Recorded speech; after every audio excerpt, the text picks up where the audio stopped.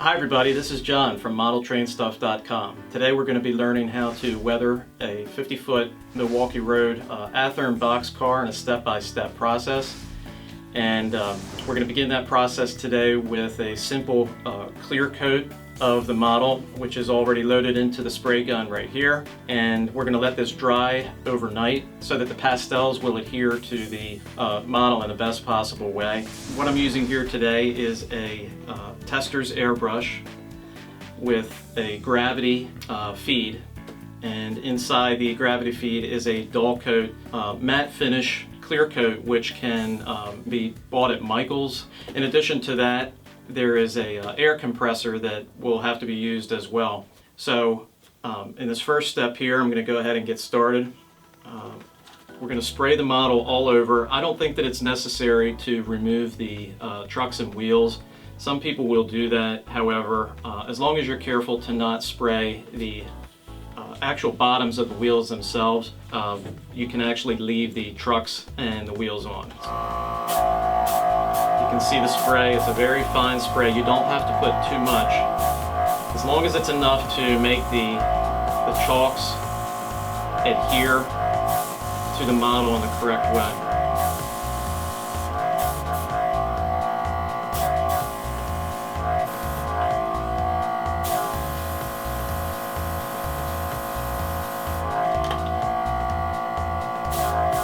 Make sure that you're getting the roof with plenty of clear coat, because a lot of times a good amount of rust should be added to the roof of the model, and those pastels are really going to have to adhere to the roof.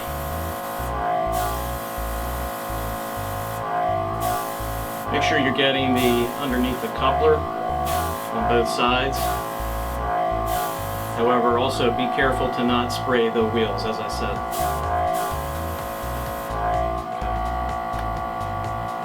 Okay. So we're going to let that dry for about 24 hours. After it's dried, we'll be ready to start the weathering process. Okay, so the clear coat has dried on the boxcar, and we're going to begin the first step of the weathering process, which will be a light powdering with the white pastel.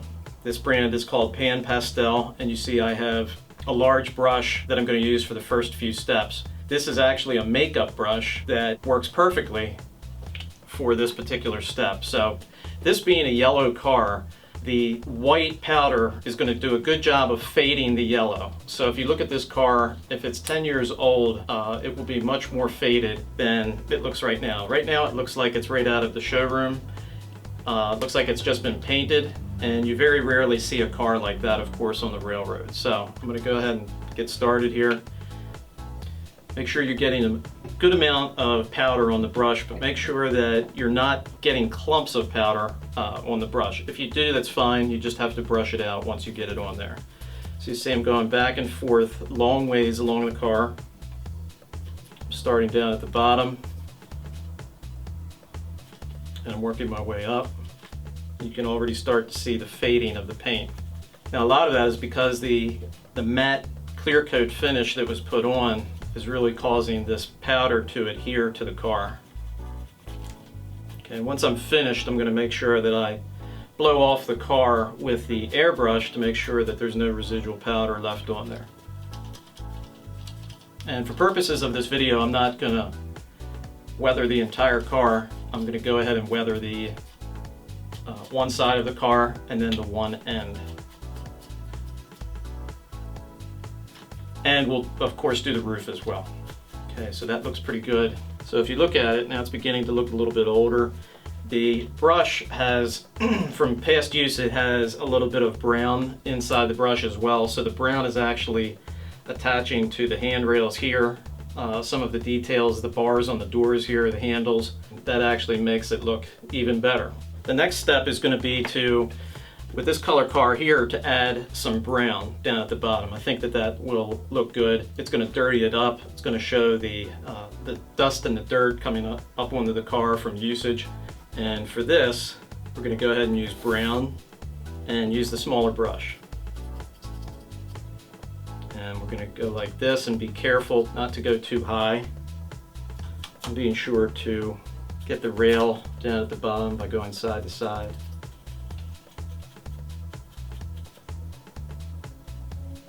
I'm going to go across this way to get that first bit on, and then I'm going to come back and go up and down.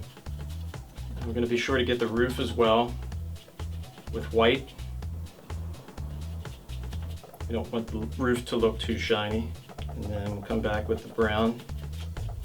And this time go side to side.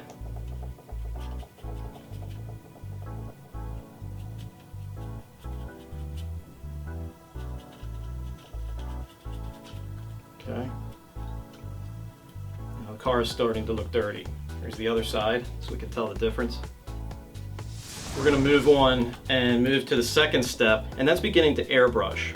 And in my mind, I'm envisioning where I want the weathered spots to be on this car and where I want the rust to be and how it's looking in my head. So the airbrush that I'm using here is a variable airbrush that enables me to put a very, very light amount of paint on the car to provide the outline of the rust that I'm going to be putting onto the car later.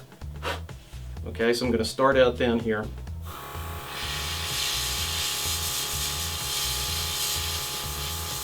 You can start to see just a little bit of paint coming out.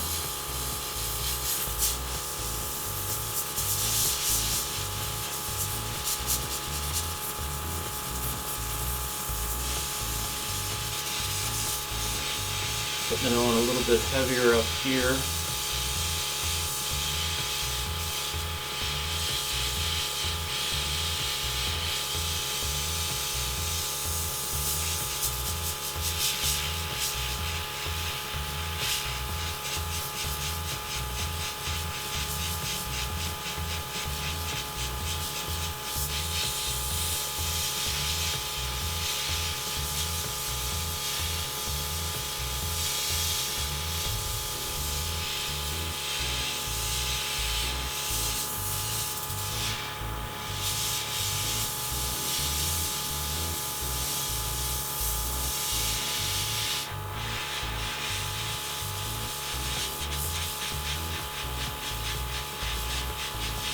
See that I'm putting rust on the top here, not only because we do see cars that look like this, but the airbrush is going to be an outline for the most part of the rust that we're going to be putting on the car.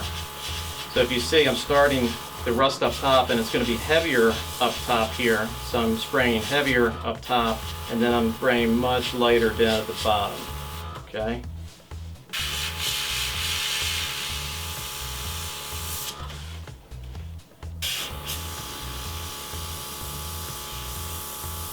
And I'm putting a very, very light amount on here. It's hardly any paint coming out. So if you're painting in your home, you really don't have to worry about too much ventilation because there's hardly any paint coming out. You see that I put a little bit more than wanted came out right here, which is fine because we'll put a rust spot right there in a bit. You can see that I'm putting heavier paint up top, lighter down at the bottom.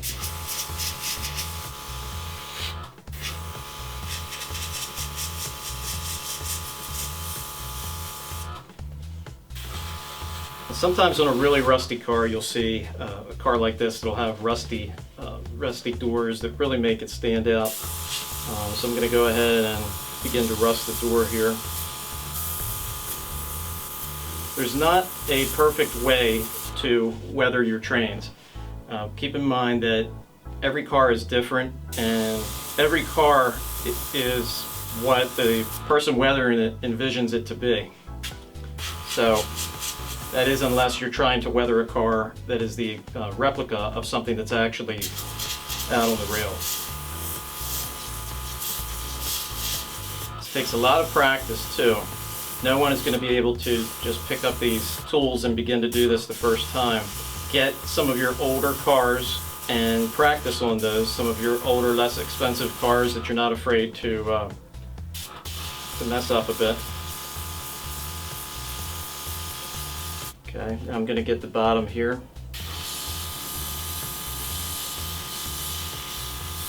I'm going to make this fairly heavy. Okay, so I'm going to put a little bit more up top here. because we're going to have heavier rust again up top.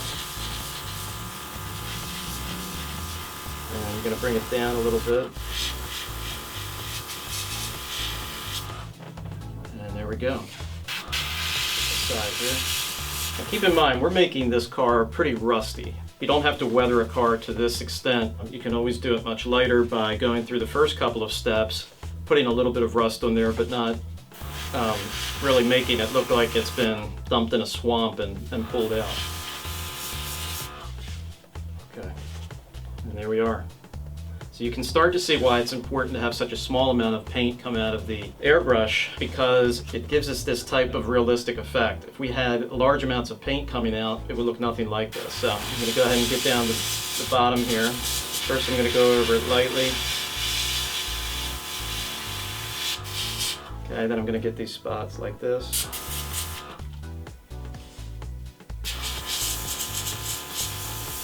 Start rusting the bottom. There we go. Okay. Now for the side of the car, the ribs that stick out here, what I'm going to do is go ahead and paint these. And be very careful to not put too much paint on. And I'm getting a little closer this time. Keep in mind that I'm doing a fast job here for purposes of the video, but a lot of times this process can take 3, 4, 6, sometimes 12 hours to do. So it all depends on how fast a job you would like to do, but it can take some time. Here we are. That will look much different once we begin to put the the next bit of paint on. When you're using the airbrush, be sure not to paint on the wheels themselves. It's okay to get paint on the trucks, and it's okay to spray from the side. Even if you do get a little bit of paint on the flanges of the wheels, it really won't affect the way that the car rolls too much at all.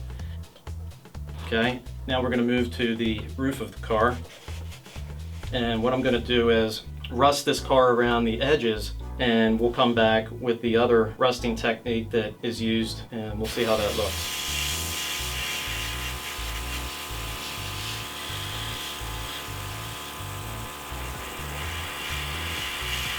And you see that I'm getting heavier paint on the edges of the car, and I'm making it much lighter as I move inward toward the center. And I'll show you how I do that right here. And I do that just by simply moving the brush away a bit. It takes patience because you just do not want to have too much paint coming out. It should be that you can barely see the paint coming out, and it takes several swipes to begin to see it.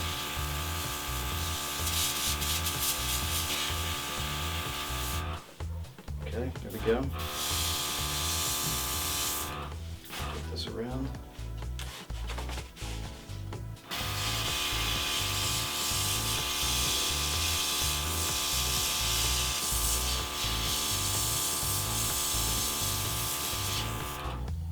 Okay, there we go. So now I'm going to lightly bring the rust in.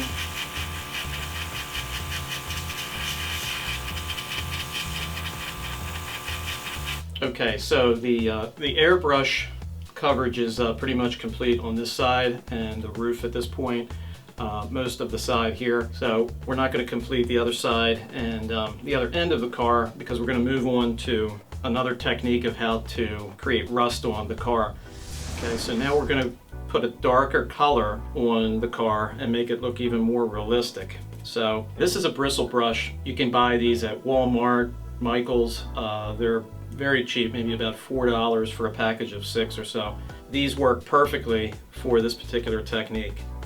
This here is just clear coat matte varnish that you can purchase at Michael's. A big bottle like that might be about $6 or so. And what I did was I just squirted some of the varnish on the table right here on the cloth. I'm getting the brush wet, and then from here I'm going to take some of the pastel powder and I'm going to put it on the table like that, just so that I have something to dip the brush into. Okay, going to start getting the brush into the powder. So now we have the darkest areas of the car, of the rust outline. Now I'm going to take the brush and apply it to those darkest areas. Okay, so the tops of the ribs here, top of the car here. I'm going to do it very lightly. You're going to want more up top where the bulk of the rust is going to be. Now, it's pretty heavy right now, so I'm going to take a brush that has been used and not cleaned in the past. This is really the best way to do this, or a brush like this that has been used in this way and not cleaned so that it is hardened up. And I'm going to take it, I'm going to start bringing it down the side.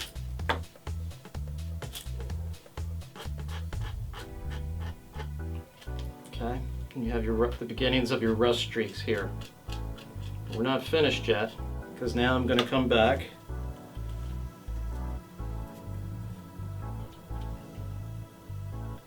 and reapply it like this.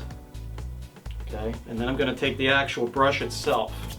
I'm going to get the excess off of it, and I'm going to very lightly go down the side of the car like this. Very, very gently. Okay, so there are my streaks. Now I'm going to come back and get the excess off, and once again I'm going to go down the side of the car. Now I'm only going to do this in select spots. I don't want to do this along the whole car. The whole idea is to have some rust spots, not to try and make the entire car look the same. You can see how nice this looks now. You have the rust color, you have the outline of the rust that was done with the airbrush, and now you have the sealer combined with the powder, which is not only causing it to stick, it's causing it to seal onto the model as well so that you can handle it. So that is my proprietary technique. Anyone who's watching this film now knows that technique, and I found that it works very well. It's about as realistic as anything else that you can do. The next thing that we're going to do is show you how to create rust spots on the center of the train as well. Okay, so if we take the paint that you're using for your airbrush, we'll take the cap off. Okay. Okay, now you're going to take a brush that is hard on the ends. Again, a brush maybe that you haven't cleaned before, something that you're going to be able to apply a very thin line of paint with. So I'm putting a little bit of paint on the brush here, and what I'm going to do is just create a random spot on this car. We'll put it, say, right here. Okay.